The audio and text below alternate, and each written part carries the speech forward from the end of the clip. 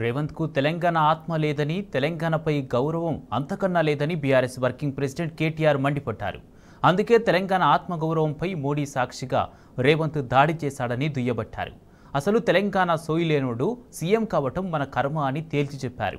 తెలంగాణ ఆత్మగౌరవం విలువ తెలవనుడు ముఖ్యమంత్రిగా ఉండటం మన దౌర్భాగ్యమన్నారు. అసలు గోల్మాల్ గుజరాత్ మోడల్కు, గోల్డెన్ తెలంగాణ మోడల్కు పోలికెక్కడదని కేటీఆర్ ప్రశ్నించారు.